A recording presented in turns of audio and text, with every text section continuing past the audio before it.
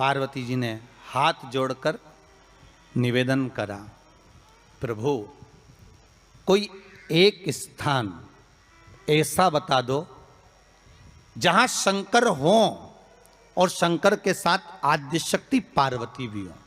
जैसे आप कह रहे हो कि जहां पार्वती रहेगी वहां शिव रहेगा, पर जहां शिव है वहां पार्वती हो, तो कुछ एक स्थान ऐसा बताओ, वो स्थान हमको दे दीजिए।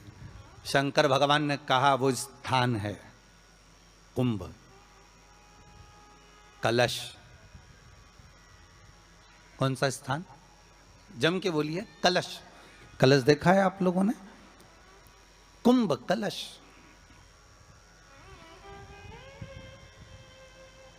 उस कलश में हे पार्वती, जहां शंकर है वहां तू भी विराजमान होगी, और केवल एक रूप में नहीं, सारी विद्याओं के रूप में तू उसमें संजू रहेगी।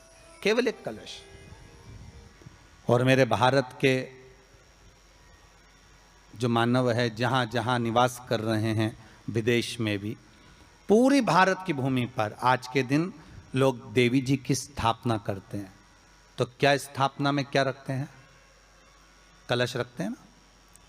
तो कलश किस लिए रखा जाता है? कलश का क्रम क्या है? अपन ने अभी तक कथाओं में बहुत सुना शिव महापुराण में कि दिए का महत्व क्या है, अपन ने सुना दही का महत्व क्या है, जल का महत्व क्या है। पूरी शिव महापुराण में अपने अलग अलग महत्व को जाना है। पर यह नवरात्रे में जो शिव महापुराण की कथा शुरू हो रही है, नवरात्रे में जो शिव महापुराण की कथा को हम श्रवण करने के लिए बैठे हैं, इसमें हमारा एक संशय और मिटना चाहिए कि भारत की भूमि पर जब मां आद्य शक्ति की स्थापना होती है, मां जगतजननी को जब विराजमान किया जाता है, या चैत्र नवरात्रे में, शरदीय नवरात्रे में, आषाढ़ी नवरात्रे में,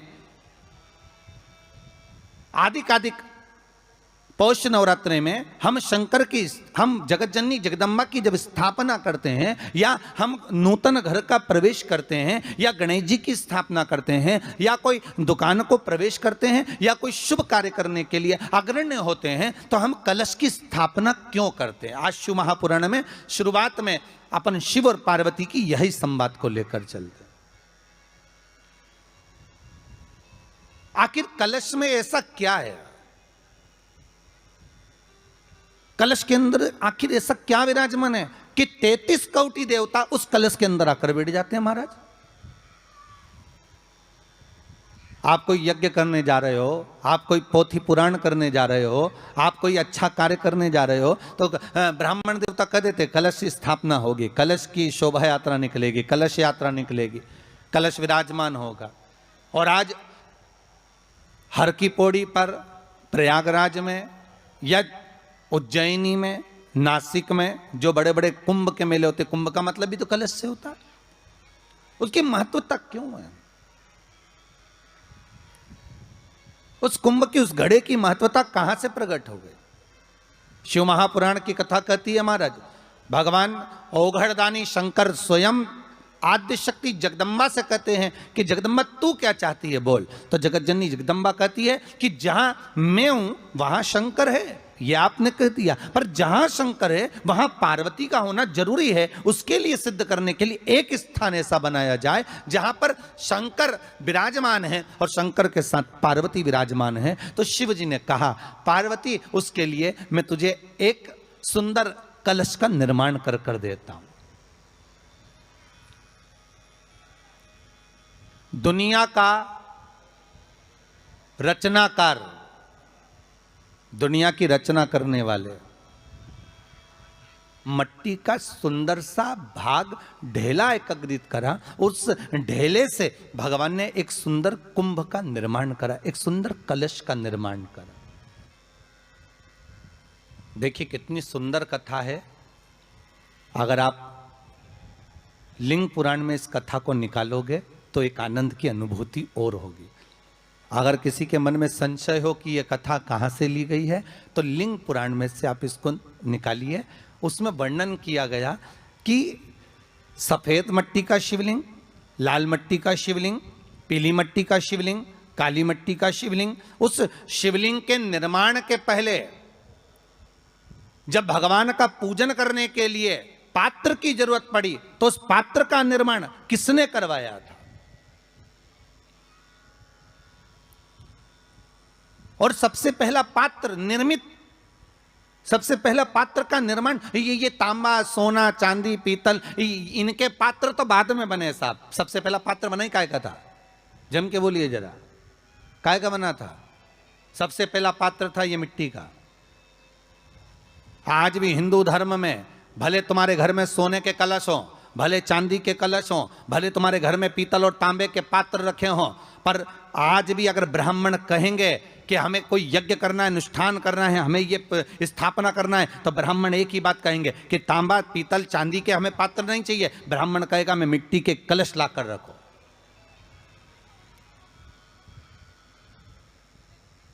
हमें मिट्टी के कलश चाहिए। और कितना बड़ा प्रमाण है जी, शास्त्र का प्रमाण देखिए कितना बड़ा है। आप किसी दूसरे घर में जा रहे हो, आप अपना घर छोड़कर और दूसरे मकान में जा रहे हो, और आपको लगा कि मैं इस घर में अब 15-20 दिन नहीं आऊंगा, 1 महीना नहीं आऊंगा, तो शिव महापुराण की कथा कितना सुंदर कहती है कि अगर आप जा रहे हो और आपको ऐसा भय लगता है कि इस मकान में कोई दूसरी प्रवेश ना करे, कोई दूसरा जीव ना आ जाए, इस मकान में कोई अंतरात्मा ना आए, इस मकान पर कोई टोना ना करे, इस मकान में कोई टोटका ना करे, इस मकान में कोई जादू ना करे, तो उसके लिए शिव महापुराण की लिंग पुराण वर्णन करती है कि मात्र एक मट्टी का कलश, उस मट्टी के कलश में एक महाराज थोड़ा सा धान भरकर, उसमें एक सिक्का, 1 रुपया उसके अंदर डालकर और एक बेलपत्र उसके अंदर डालकर उसको उसके एक दिए से या प्लेट से या नरियल से उसको रखकर एक स्थान में ईशान के अंतर्गत उसको रखकर चले जाइए। उस मकान में ना तो कोई भीतर प्रवेश कर सकता है, उस मकान में ना कोई टोना कर सकता है, उस मकान में ना कोई टोटका कर सकता है, उस मकान में ना किसी की नजर लगती है। और वो पात्र कोई दूसरा नहीं होना, वो पात्र होना चाहिए मट्टी का कलश। मट्टी के कलश की बड़ी महत्वता है। अब तो थोड़ा सा महाराज हो गया कि लोग हम मट्टी का कलश अगर तुम दोगे भी तो ब्राह्मण क्या काम में लेगा, तो ब्राह्मण जन कह देते हैं थोड़ा तांबे के 4 कलश लेकर आइए हो, तुम जरा स्टील के 5 कलश लेकर आइए, आप तुम तांबे के या ये बर्तन लेकर आइए। पहले इसका प्रमाण नहीं था, पहले प्रमाण था केवल मट्टी का कलश। स्थापना जो थी वो मट्टी का कलश, विराजमानता थी मट्टी का कलश,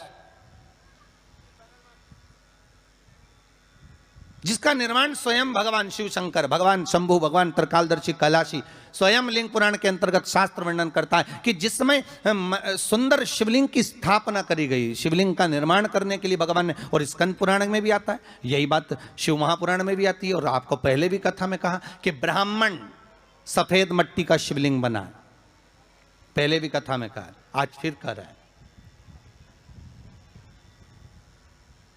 क्षत्रिय लाल मट्टी का शिवलिंग बना है, वैश्य पीली मट्टी का शिवलिंग बना है, शूद्र काली मिट्टी का शिवलिंग का निर्माण।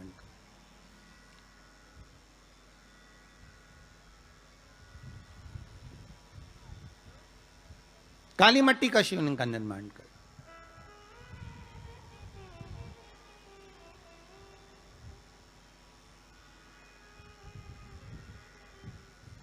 एक बहुत अच्छी बात कहें, अगर आप लोगों को अच्छा लगे तो अपनी जिंदगी में उतारना, ना अच्छा लगे तो उसको छोड़ देना, ठीक है। जितने लोग भी कथा सुन रहे हो बहुत ध्यान देना। ये जो पानी पीने का जो मटका होता है ना, जिसको हमारे यहाँ कलश कहा जाता है, हंडा कहा जाता है, जिसको हमारे यहाँ परिंडा कहा जाता है, मटका कहा जाता है, तो पहले जो मटका चलता था वो लाल कलर का चलता था, ठीक है। उस पर कलाकृति करते थे लोग, उस पर डिजाइन करते थे। आपके यहाँ भी होगा, जितने लोग कथा सुन रहे हो ना, आपके यहाँ भी मटका होगा, लाल कलर का चलता था। अभी अभी जो मटका चल रहा है ना, उसका कलर चेंज कर दिया गया। कौन सा कलर का हो गया? वो काले कलर का बेचने लगे। तो वो बेचने वाला क्या कहता है कि साहब ये सफेद, ये लाल जो मटका है ना, इस मटके से मजबूत अगर कोई मटका है तो वो काला है। बोलो सही है कि गलत है? अरे बोलो तो सही है ना। आप कभी जाओगे बाजार तो कह देगा, कुमार भी कह देगा, ये जो मटका है ना लाल वाला, इस लाल वाले मटके से मजबूत ये काला वाला मटका है, ये काला मटका है।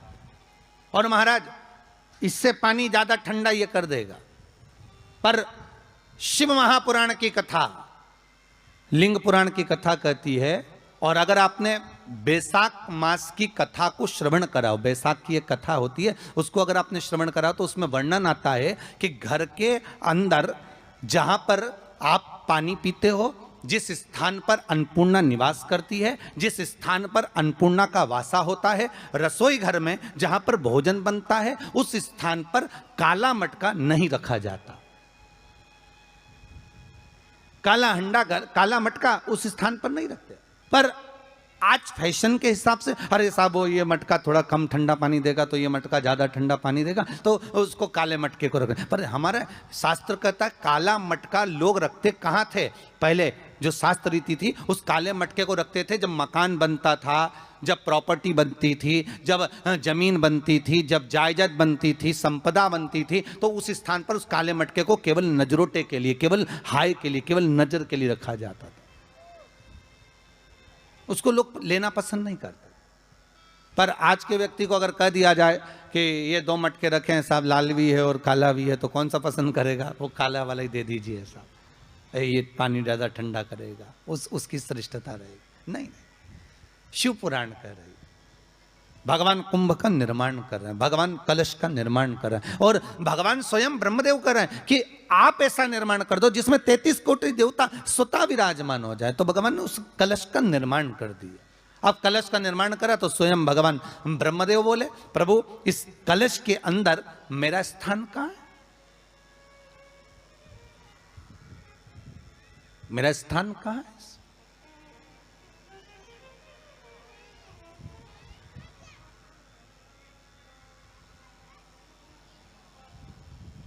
बहुत ध्यान देना महाराज, कलश का जो मुख होता है, उस मुख पर भगवान विष्णु का स्थान होता है।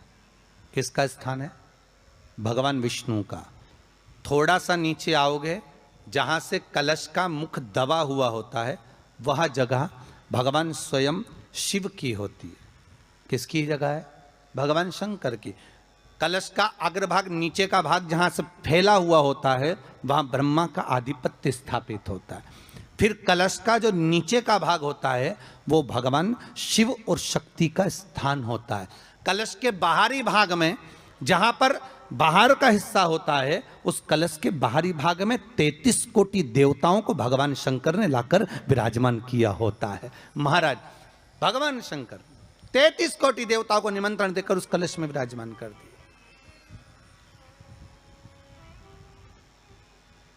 कितना सुंदर लिखा है देवी भागवत के अंदर कि जहां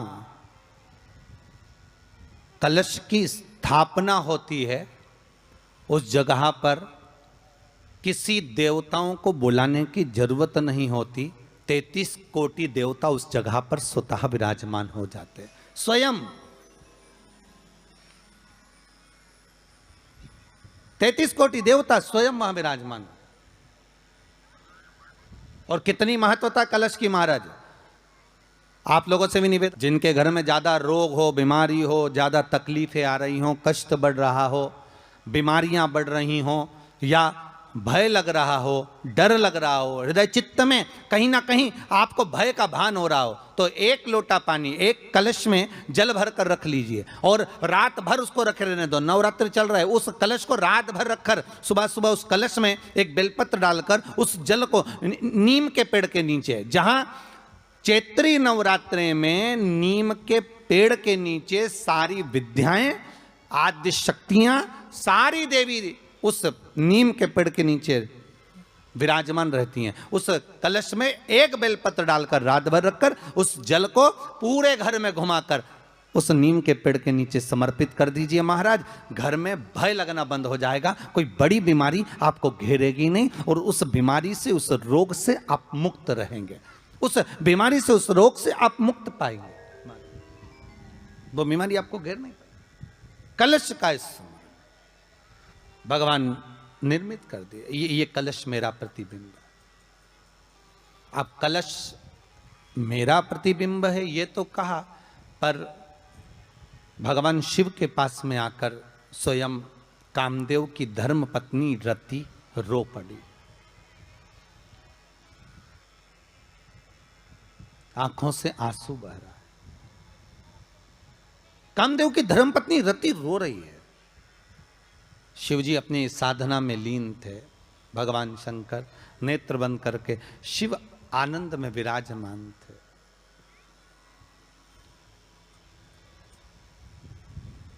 नेत्र बंद बाबा की कथा कह रही है। ओगड़दानी त्रिकालदर्शी कैलाशी शंभु के पास में उस समय पर कामदेव की धर्मपत्नी रति भी आ, जिसके नयनों में जल भरा हुआ। शिवजी ने पूछा, बोलो रति, आप और यहां जब आपका पति जलकर भस्म हुआ तो हमने वर दिया था आपके पति को कि ये भगवान कृष्ण का पुत्र बनकर मिलेगा आपको। फिर क्यों आप यहां पर आई हो? क्या हो गया ऐसा? क्या चाहती हो आप? फिर आने का कारण क्या है आपका? किस लिए पधारी हो आप? महाराज, मेरा पति जो जलकर भस्म हुआ था, उसके भस्म होने पर मेरे ऊपर भी केस लगाया। तो भाई केस तुम्हारे ऊपर किसने लगा दिया?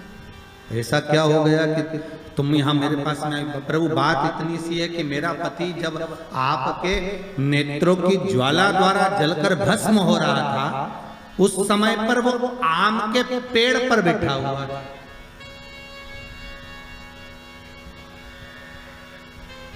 कौन से पल्लव थे? आम के पल्लव। आम के डालियों में, आम के पल्लव में मेरा पति छुपा हुआ।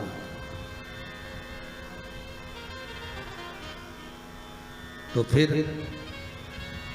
क्या चाहती है? भगवान से मां रति कह रही हैं, दिक्कत केवल इतनी सी है कि मेरा पति जलकर भस्म हुआ, वो आपने वर दे दिया कि वो कृष्ण के पुत्र बनकर हमें मिल जाएंगे। वो हम मान रहे हैं, सब जानते हैं हम, ठीक है। पर दिक्कत इतनी सी है कि जिस आम के पेड़ पर मेरा पति बैठा हुआ था, उसके चक्कर में वो आम का पेड़ भी जला।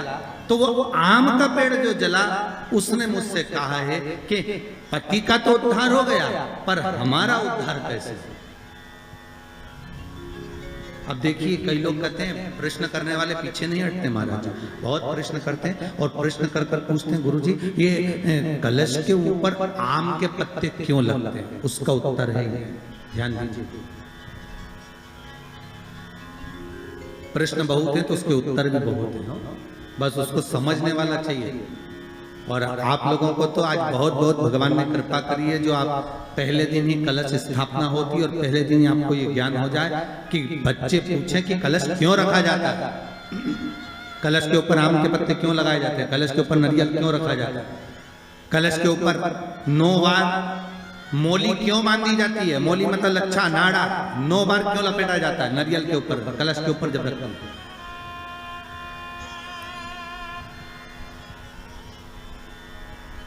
कलश के ऊपर जब जब श्रीफल रखाता है, नारियल रखाता है, तो उस पर 5 बार 7 बार मोली नहीं लपेटी जाएगी, तो 9 ही बार लपेटी जाएगी। 5 या 7 बार लपेटते हैं तो कहते हैं कि लक्ष्मी की छिन्नता होती है, और वो 9 बार लपेटी जाती है तो भरपूर लक्ष्मी का भंडार भरती है। क्यों क्यों कहते हैं?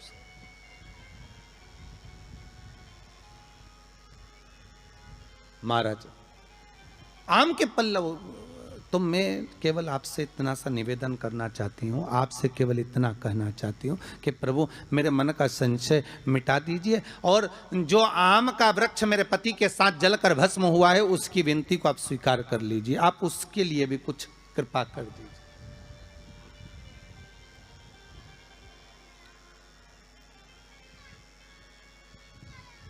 इसी को कृपा कहते हैं, इसी को करुणा कहते हैं, इसी को दया कहते। भगवान बोले, अब आप आई हो रति, ठीक है, मांगो क्या चाहिए, बस इतनी कृपा कर दीजिए कि आम के वृक्ष का भी उद्धार कर दो।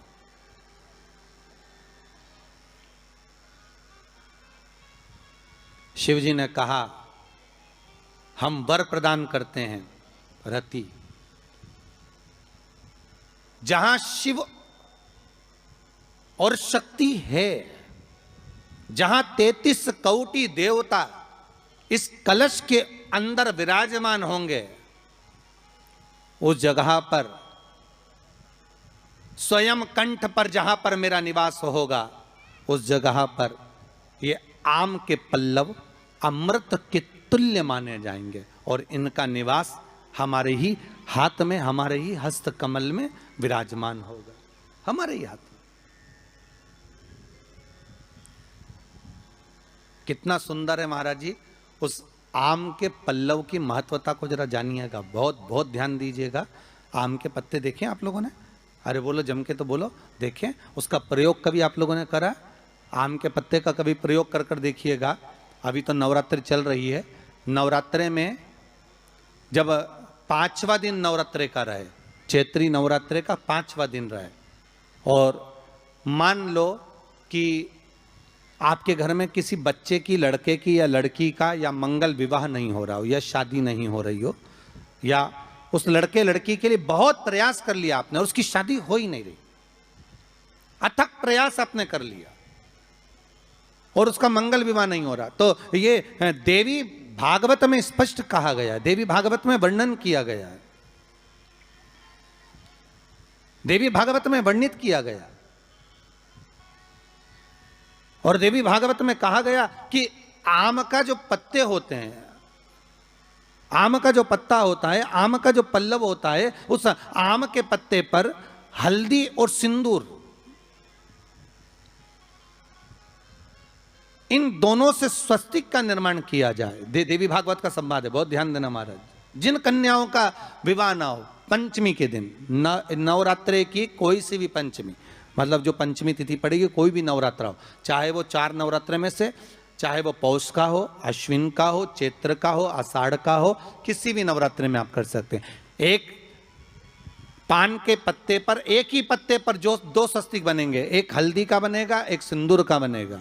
बस अंतर इतना है, जो हल्दी का स्वस्तिक है उस पर कंकु के चावल, अर्थात रौली के चावल, रोली कुंकू के चावल रखना है, और जो सिंदूर का है उस पे हल्दी के चावल रखना है। इतना रखकर जिस लड़का लड़की का विवाह नहीं होता, उसकी हथेली पर रखकर उसका नाम और गोत्र बोलकर महाराज उसको ले जाकर नीम के पेड़ के नीचे उसको रख दिया जाता है। मात्र 3.5 या 4 महीने ऐसे रहते हैं जिसके अंदर उस लड़का लड़की का विवाह पक्का हो जाता है। जिसका विवाह नहीं होता केवल उसी के लिए,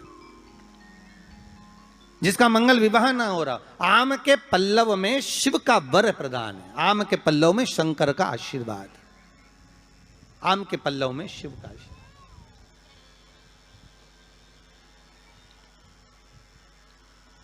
भगवान भूत भावन भूतेश्वर मेरे शिव, मेरे करुणा सागर, मेरे शंकर, मेरे त्रिकालदर्शी, मेरे कैलाशी, मेरे भोलेनाथ स्वतः कह रहे हैं, हरिरति तुम रोती क्यों है, तुम्हारे रोने का कारण क्या है? प्रभु मेरे पति के साथ ये आम का पेड़ भी जलकर भस्म हुआ, आम का पेड़। भागवत जी किस किसने सुनी है? हाथ उठाओ जरा, जिन जिन ने भागवत जी सुनी है। आप लोगों ने सुनी है भागवत? रखिए हाथ। अगर आप लोगों ने भागवत सुनी होगी तो उसमें वर्णन आता है, तक्षक नाग डसने के लिए जब जा रहा था, तब ब्राह्मण देवता जो जहर उतारना जानते थे, उनको लेकर राजा परीक्षित के पुत्रों ने अपने दूतों को भेजा था लाने के लिए कि एक ब्राह्मण ऐसे हैं कि वो तक्षक नाग का जहर उतार सकते हैं, वो तक्षक नाग के जहर को समाप्त कर सकते हैं, तो आप उनको लेकर आओ। और वो तक्षक नाग का जहर उतारने वाले उस ब्राह्मण को लेकर जा रहे थे, तो सर्प ने विचार करा, तक्षक नाग ने कि बताओ ये तो गजब का काम कर रहा, अगर ये ब्राह्मण पहुंच गया तो ये ब्राह्मण तो सर्प का जहर उतार देगा। तो सांप तक्षक नाग को ये चिंता लग गई कि मेरे को ही डसना है और मेरे ही जहर ये उतार देगा, और डसने भी एक ही बार है और मरना चाहिए परीक्षित, परीक्षित को श्राप लगा है, अब करूं तो करूं क्या। तो सर्प ने विचार करा कि मैं एक रूप रख कर जाता हूं और इस ब्राह्मण की परीक्षा लेता हूं।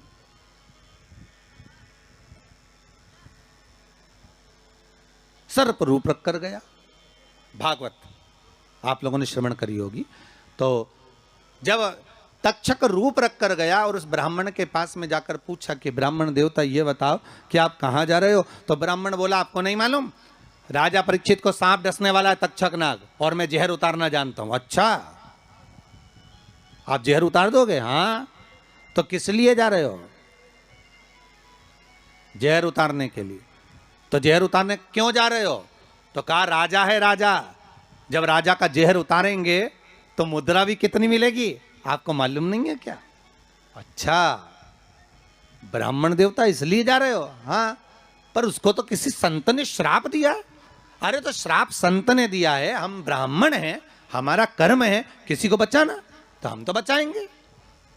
अच्छा, आप में इतनी सामर्थ्यता है कि आप तक्षक नाग का जहर उतार दो?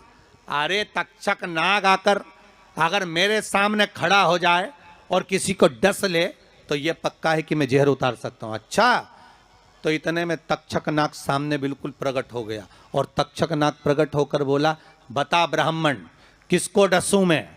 ब्राह्मण ने कह दिया तुम्हारी मर्जी पड़े, उसको डसो। सामने एक पेड़ था, उस पेड़ को ब्राह्मण ने, उस तक्षक नाग ने डस लिया। अब तक्षक नाग ने उस पेड़ को डसा और डसने के बाद में वो पेड़ पूरा जल गया, पूरा जल गया।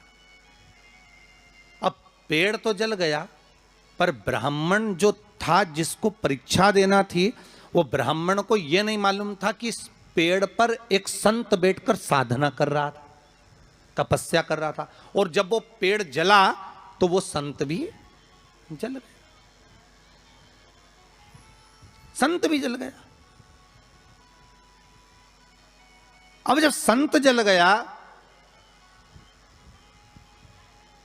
ब्राह्मण ने हाहाकार की आवाज जब सुनी तो आंखों में जल भर गया। आखिर हुआ क्या?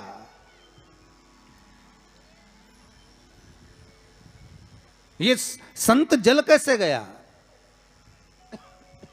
तो कहा इसके जलने का कारण केवल इतना है कि अब आप जीवित करो, इस पेड़ को हरा भरा करो, इस पेड़ को हरा भरा कर दीजिए।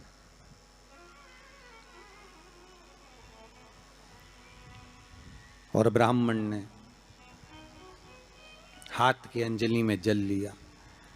हाथ की अंजलि में जल लेकर ब्राह्मण उस जल को पेड़ के ऊपर छींट रहे थे, तो सबसे पहले ब्राह्मण ने यह मन में सोचा कि भोलेनाथ शंभु त्रिकालदर्शी है, कैलाशी, कृपा ऐसी करना कि सबसे पहले जो पेड़ पर जो संत बैठा था वो जीवित होना चाहिए।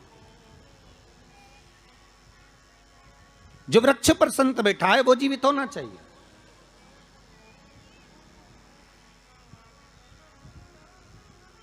हाथ का जल ब्राह्मण ने जैसे ही छोड़ा, छोड़ते से ही पेड़ भी हरा भरा हो गया और उसके ऊपर जो संत बैठे थे वो भी जीवित हो गए।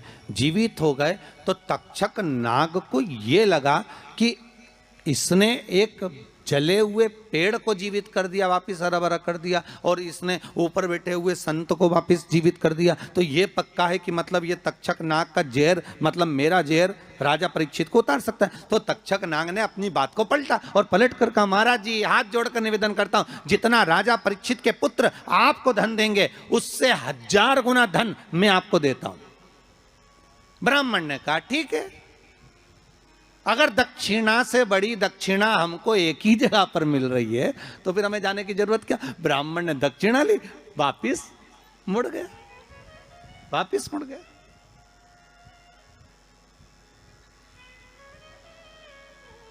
अब ईमानदारी से बोलो, वो ब्राह्मण नरक गया होगा कि स्वर्ग गया होगा? जरा जम के बोलना, हो सुनाई देना चाहिए हमको। कहां गया होगा? नरक। काय में लिखा है? देवी भागवत में।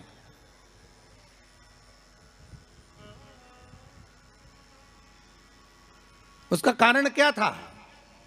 शिव महापुराण की कथा कहती है जैसे एक नाव चलाने वाला व्यक्ति नाव लेकर जा रहा है और उसमें बहुत सारे यात्री बैठे हैं, बहुत सारे यात्री, और नाव डोलने लगी, आंधी चलने लगी, तूफान चलने लगा, हवा आने लगी, लहरें उठने लगी और नाव डूबने लगी। तो जो नाव में बैठा हुआ नाव चला रहा था वो कूद गया और कूद कर बाहर निकल गया, और निकलकर सारे के सारे जितने नाव में बैठे थे वो सब जलने लगे।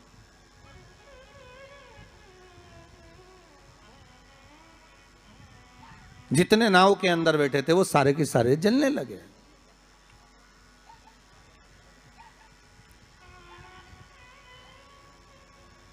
जब वो सारे के सारे पानी में डूबने लगे और पानी में नाव में जाकर सबकी सब जब डूब रहे हैं, सब मर गए। सारे के सारे जो नाव में बैठे थे, जो तैरना जानते थे वो बाहर निकल गए, बाकी के सब डूब गए। नाव चलाने वाला जब उसके प्राण छूटे तो उसको एक नरक नहीं मिला, कम से कम 94 नरकों में वो नाव चलाने वाला गिरा। शिव महापुराण की कथा कहती। तो उस नाव चलाने वाले ने भगवान से पूछा कि मुझे इतने सारे नरक क्यों दे रहे हो? मैंने तो लोगों को गंगा से पार उतारा, मैंने तो रोज गंगा का जल पिया, मैंने तो रोज गंगा का स्मरण किया, मैं तो रोज भगवान का दर्शन करता था, मैं रोज गंगा से पार उतरता था, दुनिया के लोगों को मैं पार उतारने का काम करता था। तो भगवान ने कहा गलती केवल तुमने एक कर दी, तुमने अपने प्राण बचाए।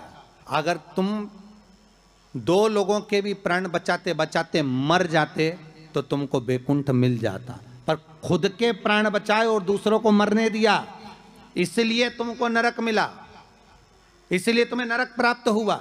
शिव महापुराण की कथा कहती है जिस पर दुनिया को विश्वास होता है, दुनिया को जिस पर विश्वास है, जिससे आज कोरोना महामारी के चलते हुए, इस कोरोना महामारी को देखते हुए, इस वायरस को देखते हुए दुनिया का विश्वास डॉक्टर पर टिका हुआ है।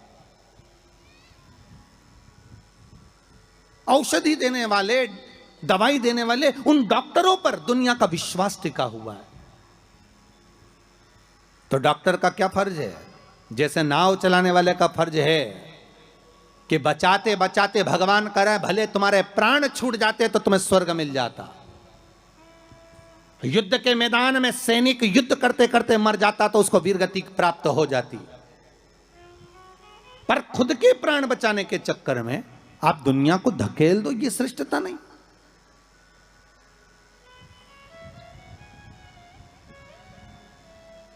ये इसमें श्रेष्ठता नहीं।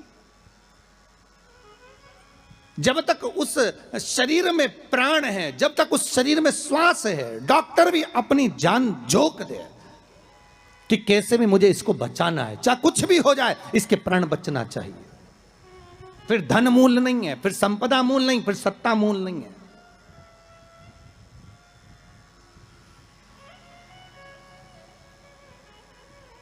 वो नाव चलाने वाले को 94 नरक भोगना पड़े।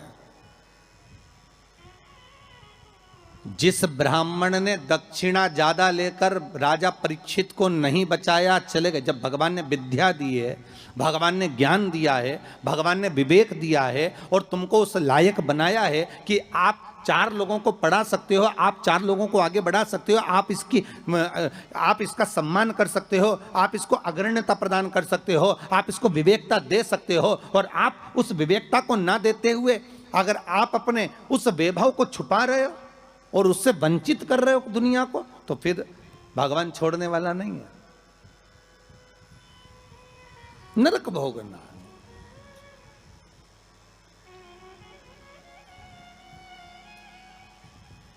पर पांडेतारा वालों, आप लोगों ने बिल्कुल सही उत्तर दिया कि उसने दक्षिणा ज्यादा ले ली और वापस निकल गया तो अपने मुख से कह दिया कि वो नरक गया। कितनी, इसी को कहते गंगा तट के श्रोता। गंगा तट के जो श्रोता होते हैं ना, बड़े आनंदमय होते। कथा जो सुनते हैं ना, उसका भाव एक आनंदित होता है कि वो अपना लक्ष्य छोड़कर, अगर चाहता तो राजा परीक्षित को बचा सकता था, पर थोड़ी सी संपदा के चक्कर में, थोड़े से धन के चक्कर में वो ब्राह्मण भी थोड़ा सा लोभ आया और लोभ के चक्कर में अपने कर्म से वंचित हो गया। तो वो चरित्र कहां गलत है महाराज जी? एक महाराज जी प्रवचन दे रहे थे, उस प्रवचन में एक गांव का व्यक्ति कथा सुनने बैठा था और खड़े होकर पूछ लिया, महाराज जी पाप के बाप का नाम क्या है? महाराज जी ने पूछा क्या पूछ रहे हो, फिर से बोलो। तो वो व्यक्ति बोला महाराज जी हमें दशरथ जी के पिताजी का नाम मालूम है, हमें राम जी के पिताजी का नाम मालूम है, हमें कृष्ण जी के पिताजी का नाम मालूम है, हमें सबके बाप का नाम मालूम है, बस पाप के बाप का नाम नहीं मालूम, तो हमें उत्तर दे दो। तो महाराज जी भी मन में सोचे पाप का बाप, महाराज जी मन में सोचे हमने पूरी पुराण पढ़ी पर ये पाप का बाप तो हमें कहीं नहीं मिला, सारे शास्त्र भी उखाड़ कर देख लिए पर उसमें पाप का बाप मिलना बड़ा कठिन। अब पाप का बाप कहाँ से ढूंढे, तो महाराज जी ने कहा एक काम करते हैं, कल हम आपको बताएंगे, आप कल कथा में आना। और महाराज जी फिर प्रवचन देने बैठे और वो व्यक्ति फिर आके बैठ गया। अब जैसी कथा समापन हुई महाराज जी को फिर खड़ा हो गया, महाराज सीताराम। महाराज जी बोले सीताराम, और बोलो पाप का बाप। महाराज जी बोले बहुत अच्छा, पाप का बाप पीछे पड़ा। महाराज जी बोले कल बिल्कुल पक्का है कि तुमको तुम्हारे प्रश्न का उत्तर मिल जाएगा। अब महाराज जी ने आज भगवान को 2 अगरबत्ती लगाई कि वो नहीं आना चाहिए प्रभु, क्योंकि वो फिर आएगा, फिर प्रश्न करेगा पाप का बाप। अच्छा वो प्रश्न नहीं भी करता ना तो उसका मुंह देखकर याद आ जाता है कि प्रश्न करेगा पक्का। तो पंडित जी जब निकले ना प्रवचन के लिए तो उन्होंने भगवान को 2 अगरबत्ती लगा, भगवान ये नहीं आना चाहिए। और पंडित जी जैसे ही बस कथा में आ रहे थे, प्रवचन देने आ रहे थे, वो रोड पे ही मिल गया पाप का बाप। अब पंडित जी मन में सोचे प्रवचन दूं कि ना दूं, बड़ा टेंशन है। अब प्रवचन दे कि ना दे यही सोचे। अब महाराज जी फिर कथा में बैठे, उसने फिर प्रश्न कर दिया महाराज कि पाप के बाप का नाम बता दीजिए। महाराज जी फिर नहीं बोले। अब नहीं बोले तो शिव महापुराण की कथा कहती है महाराज वहीं पर एक वैश्या बैठी थी कथा में, रोज कथा सुनने आती थी। उसका मन, उसका चित्त, उसकी वृत्ति कथा में बड़ी रमती।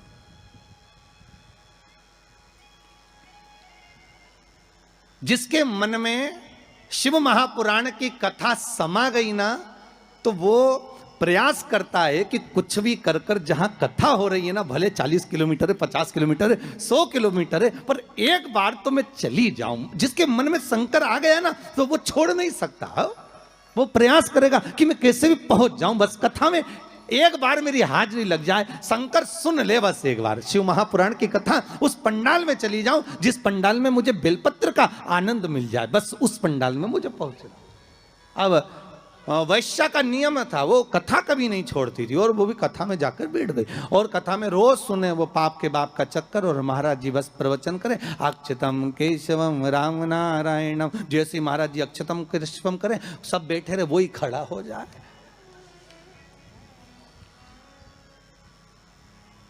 अब महाराज जी भी मन में सोचे अब क्या करें, तो महाराज जी डबल से कह रहे हैं अक्षतम कैशवम राम नारायणम कृष्ण दामोदर वासुदेवम हरे। तो वो महाराज जी हाथ हिलाएं कि अभी भी पाप का बाप नहीं मिला, पर वो तो वो बस खड़ा।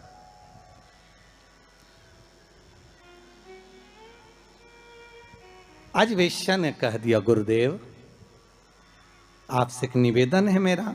बोलिए। मैं वेश्या हूं, छुपाया नहीं। संत सदगुरु भगवान माता पिता इनसे कभी नहीं छुपाना अपने को, छुपाकर जाएंगे भी कहां।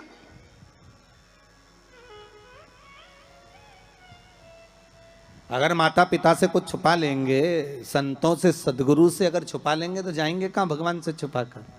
बिल्कुल पीछे जाकर बैठ जाती हूं एकांत में, पर मेरा कुछ मन है आपसे कहने का, आप सुनेंगे हमारी बात। संत बोले क्यों नहीं सुनेंगे, हम तो संत हैं, बोलो क्या बात है। आप जब सुबह सुबह मंदिर जाते हो ना गुरुदेव, तो बीच में मेरा वेश्यालय पड़ता है, 2 मिनट के लिए आप पांव रख देंगे ना मेरे वेश्यालय में, मेरी जिंदगी सार्थक हो जाएगी। संत बोले हम और वेश्या के घर कभी नहीं आ सकते। वेश्या कहती आज तक कोई गुरु मेरे वेश्यालय में नहीं आया, केवल चरण रखना, चले जाना गुरुदेव। गुरुजी बोले राम राम राम सीताराम, हम नहीं आएंगे। गुरुजी चले गए कहते हुए। वैश्या घर के बाहर रंगोली मांगोली डालकर वेश्यालय के बाहर बैठी। संत का आगमन हुआ, वहीं से वैश्या दौड़ कर गई गुरुदेव ये मेरा वैश्यालय है, पांव रख दीजिए। महाराज वैश्या के भवन में चले गए। वैश्या ने कहा महाराज जी बैठिए। नहीं नहीं, इतना समय कहाँ है बैठने का, तुमने कहा था बस पांव रख देना। महाराज जी बैठ जाइए, आपके हाथ जोड़ती हूँ, 5 मिनट बैठ जाओ। महाराज जी वैश्या कर रही है। महाराज रोज एक गांव का व्यक्ति आपसे प्रश्न करता था कि पाप के बाप का नाम बताओ, मैं उत्तर दे रही हूं कि पाप के बाप का नाम लोभ है। तो वो जो ब्राह्मण था उसने एक गलती कर दी। परीक्षित को अगर बचाता भले 5 मुद्रा मिलती, पर मिलती ना, मिलती मुद्रा। पर उस ब्राह्मण ने एक गलती कर दी कि वो परीक्षित को बचाने की जगह ज्यादा मुद्रा लेकर वापिस मुड़ गया। वापिस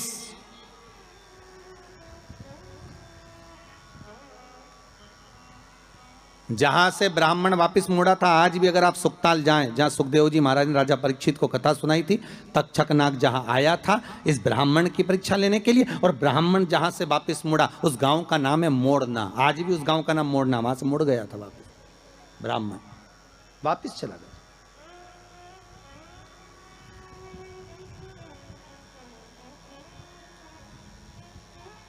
जरा सा लोभ बस वहां भरमा दिया।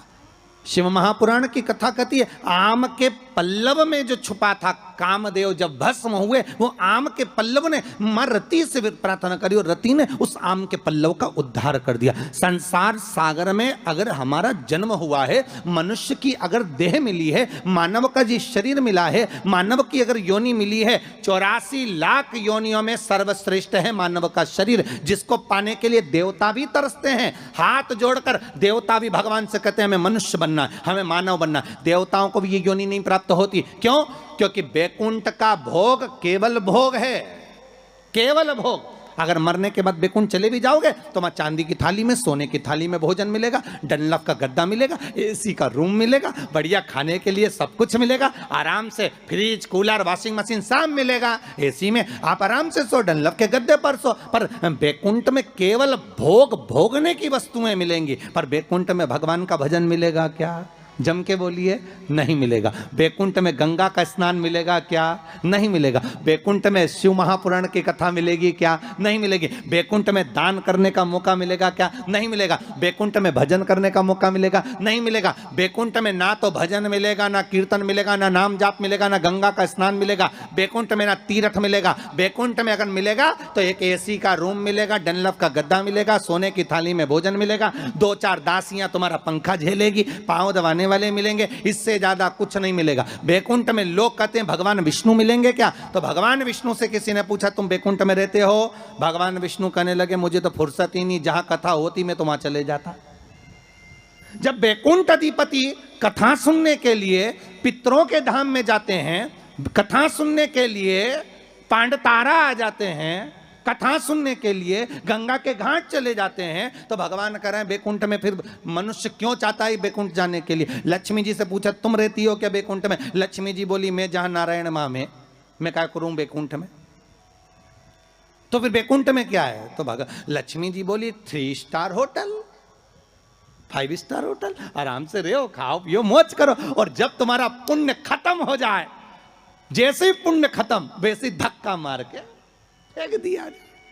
जैसे जब तक जेब में पैसा है तो होटल के अच्छे से अच्छे रूम में, खूब कुंभ के मेले में होटल बुक करो, खूब इलाहाबाद में, प्रयागराज में खूब प्रेम से रहो। और जब जेब में पैसा खत्म तो होटल वाला भी कह देगा निकलो, बाहर निकलो।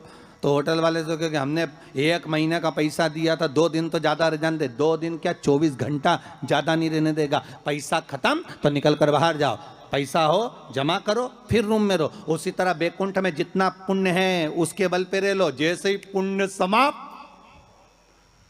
चलो पांडे तारा वापिस पहुंच जाओ प्रतापगढ़। फिर कहोगे तुम जानते नहीं हो, हमने सियोर वाला महाराज के मुंह से शिव महापुराण की कथा सुनी तो बहुत बड़ा पुण्य कमाया। तो भगवान विष्णु बोले पुण्य तो कमाया पर खत्म भी तो हो गया, वापिस जा नीचे बैटरी चार्ज करके आ, वापिस जा, फिर कथा सुन।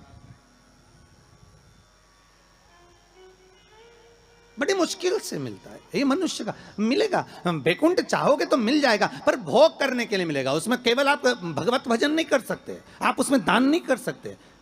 वैकुंठ में कोई तुम्हारे सामने हाथ फैलाकर भिक्षा मांगने नहीं आएगा। कोई वैकुंठ में तुमसे ये नहीं कहेगा कि तुम गौ माता के लिए दान दो, या तुमसे ये नहीं कहेगा कि वृद्धाश्रम के लिए दान दो, या तुमसे कोई ये नहीं कहेगा कि मंदिर निर्माण के लिए दान दो। वैकुंठ में तो तुम केवल भोग भोगोगे, और उस केवल पर भोगोगे जो तुमने दान करा, जो पुण्य करा, जो सत्कर्म करा। केवल एक मनुष्य की देह मिली है जिसमें हम दान भी करते हैं, हम भजन भी करते हैं, हम पुण्य भी करते हैं, हम सत्कर्म भी करते हैं, हम नाम जाप भी करते हैं। यह केवल एक मनुष्य की देह है, केवल एक मानव का शरीर।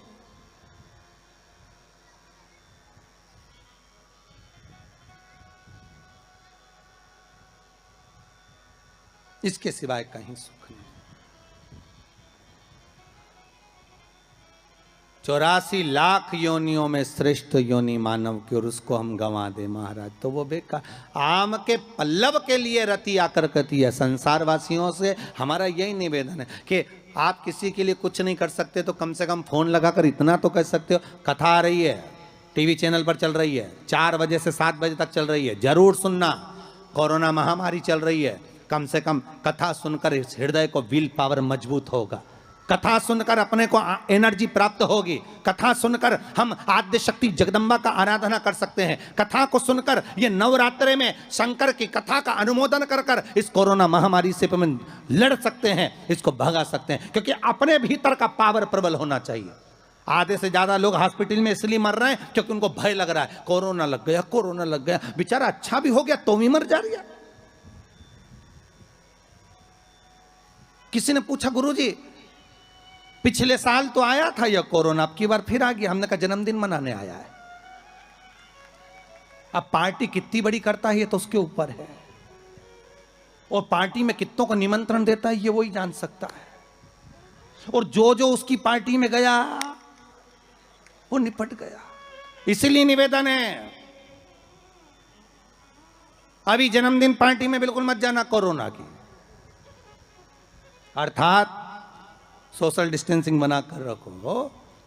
और आपसे भी निवेदन है जितने लोग कथा में सुनने आ रहे हो ना, कम से कम दूरी बनाकर रखना, या फिर एक लकड़ी लेके चलो इतनी बड़ी सटैया, नपती करो यहाँ से यहाँ से यहाँ से यहाँ से, जो पास में बैठा मिले बिल्कुल उधर। अरे कितना बड़ा जगह दिया है? कितनी बड़ी जगह है, आराम से तुम लोग तो बढ़िया चकाचक, तुम्हारी मर्जी पड़े तो एक एक पलंग भी लिया, तुम तो नहीं सोई तो कथा सुन रहे हो। इतनी बड़ी जगह, ओ उसमें भी इतनी बड़ी जगह होने के बाद कई माताओं की आदत रहती पर बैठेगी वहीं खसक के लाए, यहीं बैठ जा, अरे बैठ जा।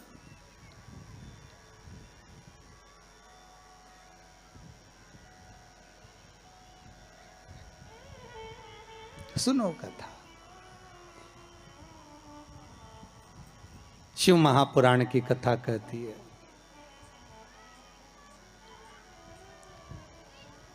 उस कलश पर आम के पल्लव शिव का वर है। किसका वर है ये? शंकर का। 11 आम के जो पत्ते जिस डाली में लगे होते हैं वो डाली कोमल सी डाली, 11 टुकड़े महाराज एक कच्चे सूत से लपेटकर 11 बार उसका भाग, जब उसको लपेट लोगे इस तरह से इकट्ठा करके, आगे का जो भाग है 11 बार कच्चा सूत लपेटने के बाद जो भाग पीछे का आगे का कोई भी हो उसको शहद में डुबाकर शिव जी को समर्पित कर दो। किस जगह पर रखना है? अशोक सुंदरी वाली जगह। अशोक सुंदरी की जगह जानते हो आप लोग, पहले भी आपको बताया है, आज फिर आपको वर्णन कर दें। जैसे ये गोल जलाधारी है, ये शिवलिंग रखा है, ये 2 जहां से पानी बह रहा है बाबा के चरणारविंद, राइट में श्री गणेश जी का स्थान, लेफ्ट में कार्तिकेय का स्थान, बीच में अशोक सुंदरी की जगह। शंकर भगवान की 6 लड़कियां हैं। भगवान शंकर के 13 बच्चे, 13 बच्चों में से 6 लड़कियां, उस 6 लड़कियों में से एक लड़की का स्थान, भगवान शंकर की एक बेटी का स्थान, अशोक सुंदरी का स्थान सामने पद्म पुराण में स्पष्ट किया। ये स्थान अशोक सुंदरी का। शंकर भगवान की जलाधारी में पार्वती जी का हस्तकमल, ऊपर से जो एक एक बूंद पानी गिरता है, ये शंकर भगवान की 5 लड़कियों का स्थान है। जया, विषहरा, शामरी बारी, दौतली और देव। शंकर भगवान की 5 लड़कियां भगवान शंकर के मस्तक पे जल की धार गिरा रही हैं। बीच में जो अशोक सुंदरी का स्थान है महाराज, उस जगह पर शहद का मुख, जो शहद आपने भिंगोया है, उस शहद का मुख शंकर जी की ओर कर कर इसी चैत्र के महीने में, इन्हीं नवरात्रि में शंकर भगवान के उस अशोक सुंदरी की जगह पर शहद का भाग शिव जी की ओर रख दें। महाराज, अगर घर में संपदा की कमी हो या कोई पैसा खा गया हो, रुपया नहीं दे रहा हो, पैसा अटक गया हो, तो उस शहद को शिव जी की ओर मुख कर कर उस आम के पल्लव की जो डंडी है उसको 11 डंडी को वहां रख दीजिए और उससे अपनी कामना कर कर आ जाइए। हो सके उस शहद में से थोड़ा सा शहद किसी रुमाल पर, किसी कपड़े में लगाकर उसको रख लीजिए। जिस व्यक्ति से पैसे लेना है, जिस व्यक्ति से पैसे मांग रहे हो, उससे एक बार जाकर मिल लीजिए, एक बार उसको खबर कर दीजिए। बाबा चाहेगा भोलेनाथ तो नवरात्रि में ही पैसा वापिस आ जाएगा, अगर शिव कृपा कर दे। ये बाबा की करुणा। आम का पल्लव कोई साधारण नहीं जिसको कलश के ऊपर रखा जाता है, शिव की कृपा। जिस आम के पेड़ पर स्वयं कामदेव चढ़कर भगवान शंकर के तीसरे नेत्र द्वारा जलकर भस्म हो जाते हैं, वो आम का पेड़ साधारण नहीं हो सकता। कार्तिक जी का तो गणेश जी की पूजन जो कलश के रूप में होती है, तो उसके ऊपर जो श्रीफल रखाता है वो स्कंद देव है, कार्तिक है। वो स्कंद देव, वो कार्तिक है।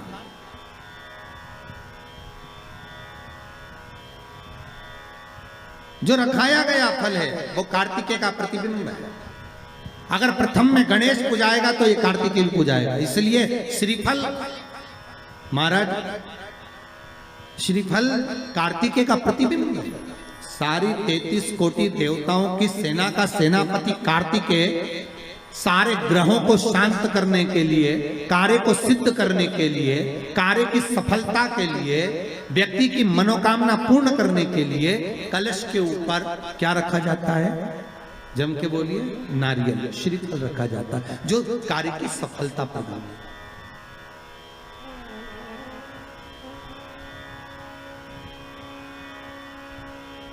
सबसे पहली नवरात्रि का व्रत किसने किया? उत्तर दीजिए। सबसे पहला नवरात्रि का व्रत, नवरात्रि की उपासना सबसे पहले किसने करी थी? भगवान राम ने। अश्विन के नवरात्रि में भगवान राम ने 9 दिन तक कलश की स्थापना कर कर लंकाधिपति रावण को मारने के लिए मां जगत जननी की आराधना करी। भगवान राम ने मां जगत जननी की आराधना, मां जगदम्बा की आराधना। और कहते हैं मेरे राम ने प्रतिदिन मां आद्यशक्ति को निमंत्रण दिया और मां जगत जननी से विनती निवेदन कर कर कहा कि आपको प्रतिदिन आना पड़ेगा। इसलिए देवी भागवत में लिखा है कि नवरात्रि में एक दिन, जैसे प्रतिपदा है, पहला दिन है तो 1 कन्या का पूजन करो, द्वितीया है तो 2 कन्या का पूजन करो, तृतीया है तो 3 कन्या का पूजन करो, चतुर्थी है तो 4 कन्या का पूजन करो, पंचमी है 5 कन्या का पूजन करो, छठ है 6 कन्या का पूजन करो, सप्तमी है 7 कन्या का पूजन करो, अष्टमी है 8 कन्या का पूजन करो, नवमी है, जम के बोलो, 9 कन्याओं का पूजन करो।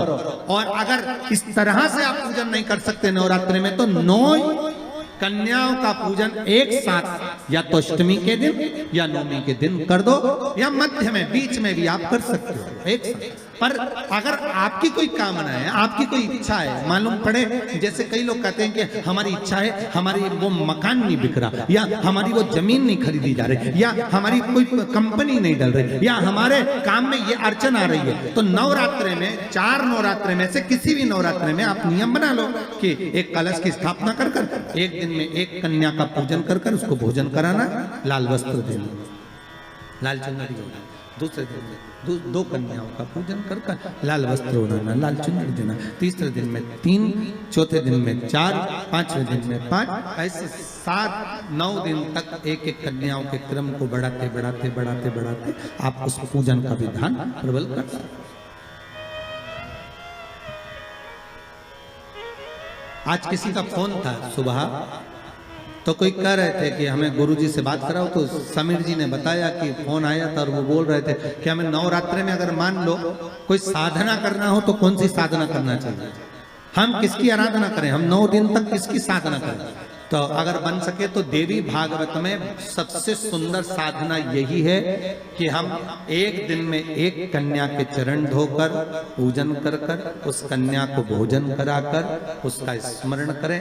हाँ, ये जरूर है, अभी कोरोना महामारी चल रही है तो इस नवरात्रे में भले ना करें, पर आगे की नवरात्रि में जब नवरात्रे अच्छे रहें, कोरोना से मुक्त रहें, तब आप किसी कन्या को एक दिन में 1, 2 दिन में 2, 3 दिन में 3, 4 दिन में 4, 5 दिन में 5, ऐसे नवरात्रि 4 बार जो नवरात्रि आती, किसी भी नवरात्रि में आप स्मरण कर उसका फल मिलेगा।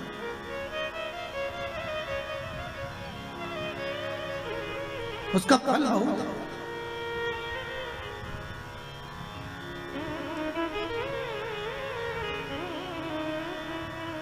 जैसे बेलपत्री का किया गया दान छिन्न नहीं माना गया। किस चीज का दान? जम के बोलिए जरा। बेलपत्री। बेलपत्री का किया गया दान छिन्न दान नहीं है, समाप्ति नहीं होती। बेलपत्री अगर आपने कोई आपसे कहा जी जी तुम्हारे यहाँ बेलपत्री लगी है, जरा 8-10 दे दोगी क्या? बिल्कुल। और उससे कहो बेलपत्र तू मत तोड़, हम तोड़ कर देते, और अपने हाथ से बेलपत्र निकाल कर उसको दो दान। ये छिन्न दान नहीं है, ये समाप्त नहीं होता। ये बेलपत्र का दान अविरल दान बढ़ता है। फिर निवेदन करूंगा, ये तुमरु का नाम कोई साधारण नहीं। फिर कहूंगा, जिस नारी का गर्भ ना ठेरता हो, सफेद आंकड़े की जड़ लाकर शंकर भगवान पर से 21 बार घुमाकर रजस्वला धर्म के 7वें दिन उस जड़ को शिव मंदिर में लाल धागे में बांध लो कमर में, और महाराज बाबा भोलेनाथ जी से विनय करो, बाबा चाहेगा तो 3-4 महीने में गर्भ ठेर ही जाएगा। शिव की कृपा से तुमरुका जी का नाम लेकर सफेद आंकड़े की जड़ को जो बांध लेता है उसका गर्भ ठेर जाएगा।